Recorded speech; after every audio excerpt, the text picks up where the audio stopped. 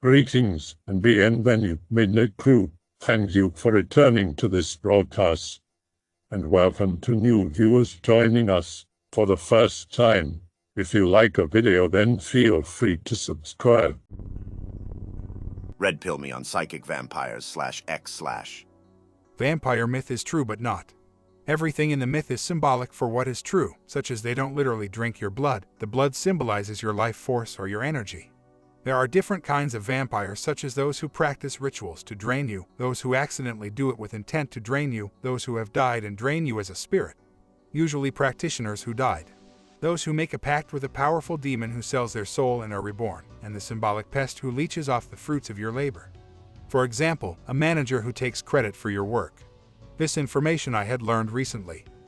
It's sort of a metaphor and not a literal draining. Emotions are energetic, and people intentionally, subconsciously or otherwise, some aren't even aware they are doing it, cause people to feel specific emotions. Usually negative, but some sustain on positive emotions as well to drain them. Attention seekers are a common example most people have experienced, and pretty much any complexes. If you've ever met a person and you just can't be bothered dealing with them, then they are a possible psychic vampire.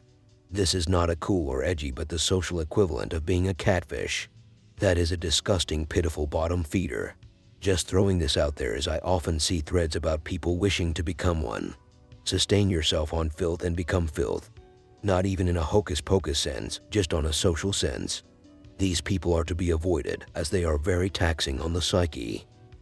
A person who drains you of your energy and lives off of you like a leech. Someone who asks for favors but never returns them. Someone who is constantly bringing you down. In other words, a tumor or parasite on your psyche. Most people that you meet in your everyday life are psychic vampires. Most don't even know that they are vampires. Signs of a psychic vampire. Tells you about their problems but doesn't want solutions to their problems. Wants to vent. Wants you to do something for them that they could easily have done themselves. Say something rude or insulting for no apparent reason. Includes themselves into your situation when they are not necessary or invited. Uses emotion and intimidation as a weapon to manipulate you. Unable to think for themselves. Everything is not their fault. Unable to change their opinion even when proven wrong. Now most anons on 4chan are this way as well. Stay away from psychic vampire people in real life and online. They can and will drain you of your life force. The best way to deal with a psychic vampire is polite disassociation. Ask people before they vent. Do you actually want a solution or are you venting? If they are venting, then tell them you won't listen. If they ask for a favor, tell them it will cost them a return of energy. If they are butting their way in, tell them you are going alone. Anyone manipulative should be politely disengaged and then ignored. Tell people you have to go or you have something important to do. You are not lying. There is always somewhere to go to, and blocking a psychic vampire is the most important thing you can do. OP left out a few things. They're absolutely draining beyond the level of what you usually encounter. It's not that overt narcissism and lack of self-reflection. It's more of a clockwork system of faint praise and small put-downs that even very self-actualized and perceptive people have trouble picking up on unless they've dealt directly with it before. Psychic self-defense has chapters on the specifics, but now it's also made its way into counseling protocols because even professionals who are immune to it don't realize why they're still exhausted and the client is so deflated. Even setting firm boundaries is draining because they're constantly tested and all the negativity still seeps in and becomes annoyance rather than depression. Yes, it is entirely draining if you spend an extended amount of time with a psychic vampire. But even constant little bites of your energy can eventually whittle you down. People with clients are especially susceptible, but even dealing with family members or people at work is a problem too. Dude, it's not paranormal. It's the result of not being socialized at the appropriate ages in the appropriate fashion. 30 years ago, it'd be the sad latchkey kid with poor social skills, because either both folks were working or single parents and the TV raised the kid. Now all parents are working or on their phones. Kids are not socialized at all. Everybody is raised by TV and social media. These are the unfortunate offspring of parents that more often than not don't know how to conduct themselves either. I was one of these people. Life felt like you were awkwardly watching, not understanding how people are connecting and awkwardly trying to just butt in and connect yourself because nobody taught you. You're vilifying a group of people with trash parents that in most cases are just ignorant and confused rather than poverty evil. Nobody taught them how. They were isolated as toddlers, and their brains didn't wire the reciprocal social stuff correctly. We're annoying, but that's what happens when a generation of busy helicopter moms don't let their kids out. Because Oprah told them everybody's a Minecraft YouTuber, so we're forced to learn from boomer media, which is mostly satirical. These vampires are sad kids who weren't taught media literacy and actually believe the world is what they claim on TV. The solution is stay away until they figure themselves out, because they won't hear it from you. The kid with no social skills that you constantly have to boost his ego is still a vampire, yet you might feel obligated to do so out of your own kindness. It still doesn't make it right. A lack of parental training is in fact psychic damage that someone will have to repair eventually in their life. It's unfortunate, yet it's still necessary to identify such vampires. Yet still, children are meant to be vampiric, so for them it is understandable. Adults or teens with these social issues should be identified and treated accordingly. Sympathy should be given at your digression, but it also shouldn't be expected. Your expectation that one must help the socially untrained is vampirism, i.e. the want of something without giving in return. It's more like you make an effort to connect but then send all these signals that you hate it. It's like agreeing to go to a theme park and then being a sad sack the whole time because you don't like roller coasters or being outside. You act interested in someone's hobby and then subtly shit on it the whole time. If you don't do that, you throw out the mopey wish I was interested in something and refuse every option given out of genuine concern. If you are that, you are a parasite. I think it's sad how many people are poorly socialized, as that was beyond their control, but this phenomenon is divided by R9K divided by tier self-delusion on top of that. Every family has one. Offices are better at weeding them out if they're small. I think some of the instruments in the Minnesota Multiphasic Personality Inventory Test are effective predictors and used to weed vampires out before they even get to the job interview. This is a good way to put it. You see this behavior in lots of anons who claim their life is sad and depressing and they won't listen to 300 posts of advice, as well as the "it's my parents' fault," which is one of the bullets on my original list. That's why I don't mind the behavior test. 30 minutes of questions is a small price to pay for not having to work with a vampire. Family members are tougher, especially if you are younger. I have aunts and uncles I don't talk to regularly because of their vampiric tendencies. I still love them, but I don't need to interact with them. I love you from a distance. Go to Libgen and get Eric Byrne's book, The Games People Play. It's pure 50s pop psychology, but the first and core game is exactly that.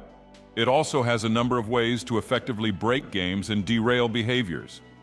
I think one of the causes is people who grew up impoverished under some incredibly broken parents, and they internalized this sense that they aren't allowed to enjoy anything, that they don't deserve it, or that it's frivolous. It's one of the first traits a lot of kids drop when they get out from under tiger moms, and an absolutely vile trait you see in boomers who lived under parents who grew up during the Depression. I met one of these recently. We matched on a dating app, and it took only 3 days for her to go from semi-normal to crazy. I actually referred to her as the vampire to my mates, because talking to her always left me feeling drained. She would ramble on and on about her issues, experiences, etc., and anything I would say would get a brief response before she steers back to talking about her. I just got out of an abusive relationship, so I thought of it as like I was wounded, and this vampire smelled the blood in the water and came to me thinking I could be used again. But I'm too emotionally drained already from the last one and couldn't take it anymore, so I cut this one off. It's also paranormal because this one claimed to be possessed by multiple spirits, among other bizarre things she would ramble about. Yeah, they are very much real. As other anons said, nothing paranormal, just badly socialized people, and many of them don't even know that they are draining the people around them. If your significant other is a vampire of this sort, you will never be able to accomplish much in life. Your time and energy is in fact paranormal, for your spiritual essence is your time and energy. Psychic vampires may be made from non-paranormal means, but trauma almost always manifests itself in paranormal ways. The spiritual damage of trauma is one that shouldn't be ignored. It's why people can look fine and not be fine. Psychic vampires are again mostly just people who feed off your emotions. But they don't do this by hovering over you while you sleep or by literally sucking the happiness out of you. These are people who may crave constant attention, or may constantly start trouble for no reason and destroy your peace. They constantly have to win arguments or get their way in trivial things. What TV show to watch, what to eat. They're always suffering.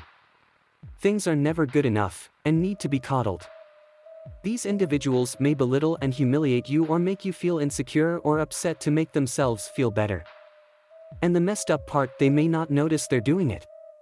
Unconsciously, they're being these emotionally draining parasites. My dad was one, and so was my ex-wife, and at times I've caught myself acting like this. One of the many things I'm working on to stop doing. Some might do it on purpose and know tricks to drain someone or get off on doing it, but most are oblivious to their actions. The trick is to either avoid these people or not buy into their shit and ignore them or call them out on it. This is especially hard if it's someone you love. Is my closest friend an energy vampire? Have a friend who considers me her bestest and closest friend. Known her for 10 years, and she has also been single for 10 years. We hang out often. We text often. We are close. Starting to resent her. She always wants to hang out with me. Expects me to invite her to every venture I have. She has no known other friends other than me. Her lists of complaints are endless. Makes up the majority of conversation. Always complaining about non-essential little things. Other conversations are like gossiping about people I don't even know, and their family members and her relatives and her clients' sons. Also insecure and constantly needs me to validate her. Strangers greet her on a hiking trail and she straight up ignores them. Does not say please or thank you to restaurant servers. Says she hates hanging out with miserable people. She looks at homeless people like they're dirt. She exclaims out loud, "Ugh, that guy stinks." She's really nice to me. Always around to help me if I need anything. We take turns paying for each other's food. She shares with me all her personal secrets. She brings me gifts. Lately I've felt worse after every interaction with her. I spent a day with her yesterday and woke up feeling pissed off. She's currently texting me on when we can hang out again. Am I an asshole friend or is she an energy vampire? How do I go about this? On one hand, I despise hanging out with her. On the other hand, she's been my closest friend for longer than a decade. Serious answer. Psychic vampirism can be caused either by the intent of the vampire or by an energy parasite that the host themselves is not quite aware of. In order to fix your situation, first cut off all contact with the person associated with the energy drain. Second, you'll need to purge any of the parasitic energy that has embedded itself in you. This can either be an independent entity or a connection to the original host. To purge yourself, look up banishing and purification rituals. Also, do meditation that increases the vibration and purity of your chakras and general aura. You want to burn whatever it is out of you with white golden light and love. Repeat the meditation especially until the symptoms go away. Also, be on the lookout for intrusive thoughts. Doesn't always happen, but sometimes the parasite will send you negative thoughts out of the blue in order to get volatile emotional energy out of you. If you encounter intrusive thoughts, tell them to go away. They are not a part of you. Good luck, Anon. Energy vampires are a pain in the ass, but they can be dealt with without too much trouble. I had an experience with a psychic vampire on here. Anyone care to hear? I'm going to bed soon, so might post in the AM. It all started one night when I was working at a gas station. I was 19 years old and still living at my parents' house. It was late winter, maybe the first week in March or so.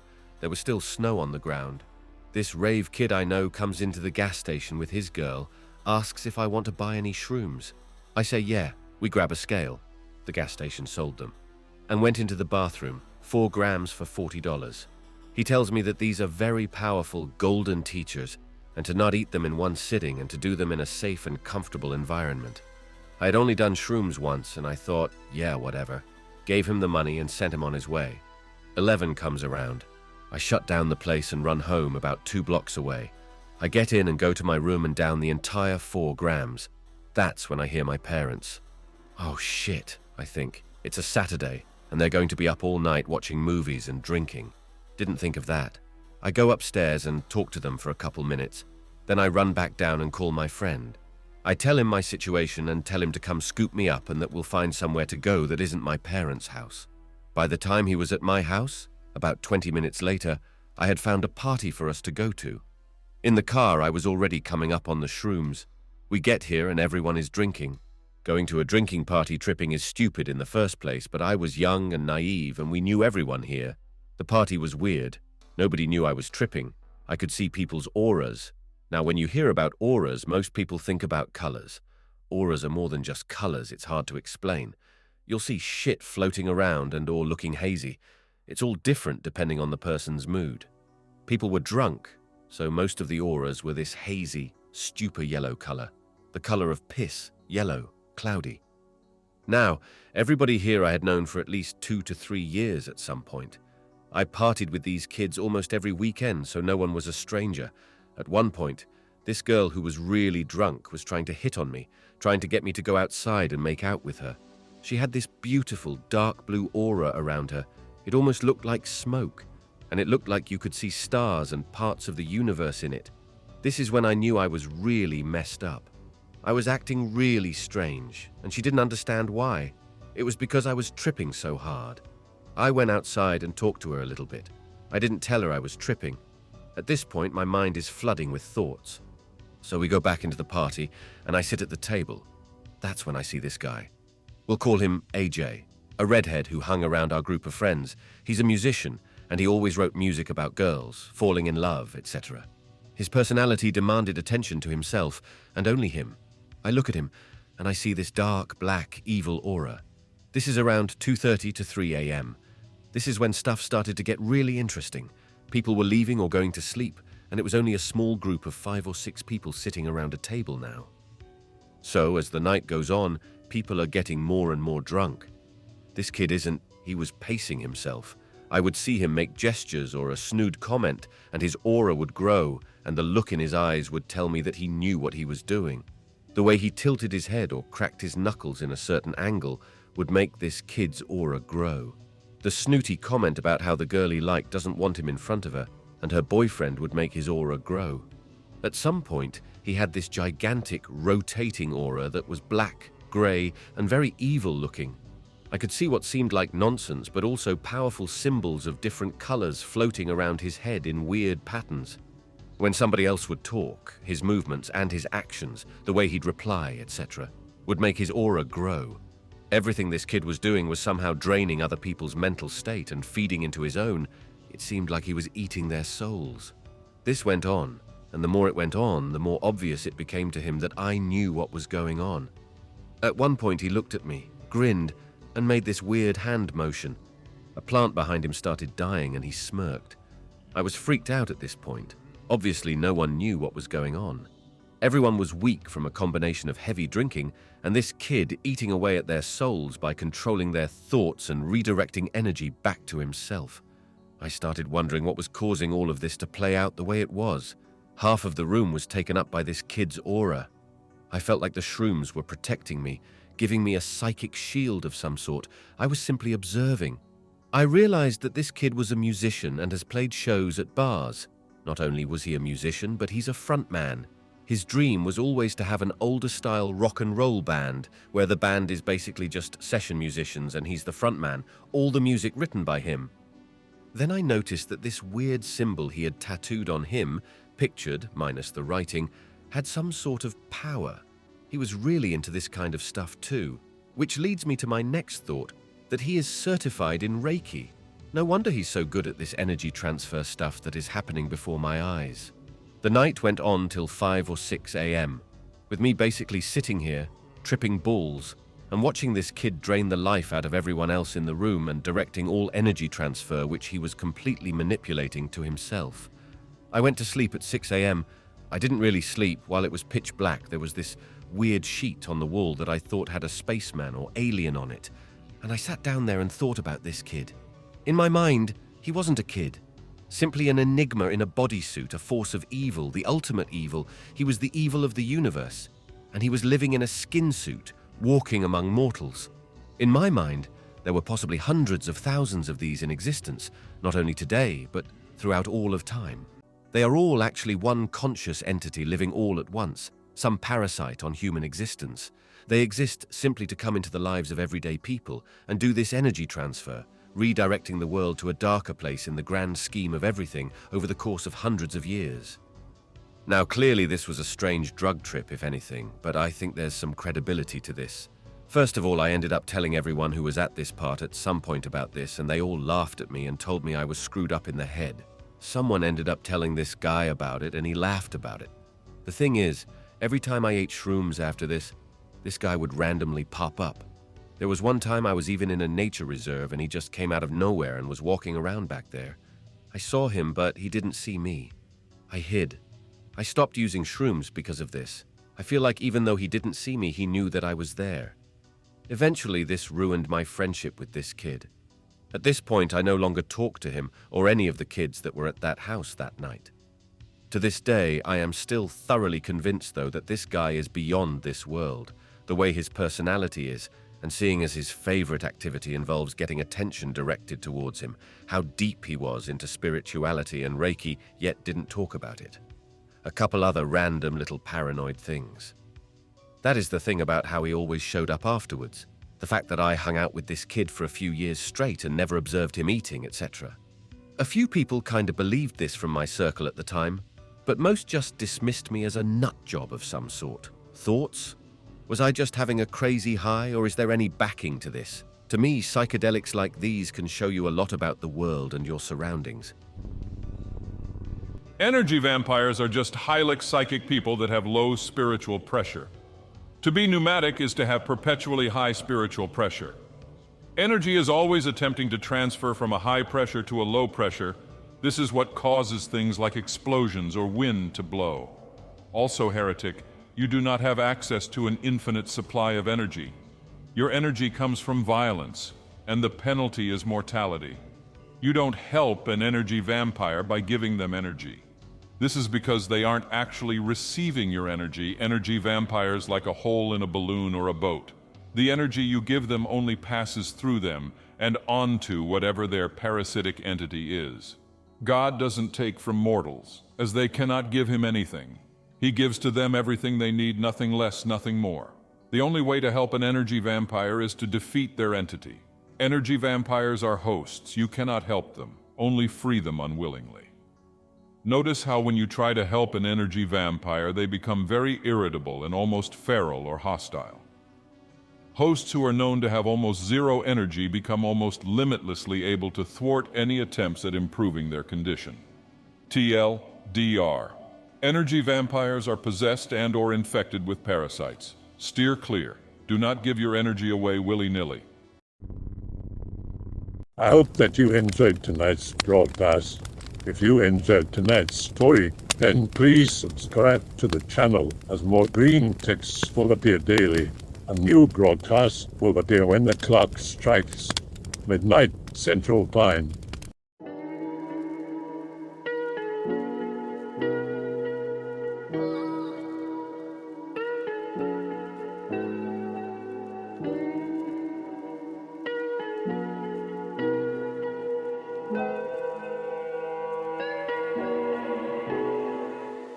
Remember to check out the Odyssey page in the description for a second archive of the channel's videos. There's also a Rumble archive as a backup.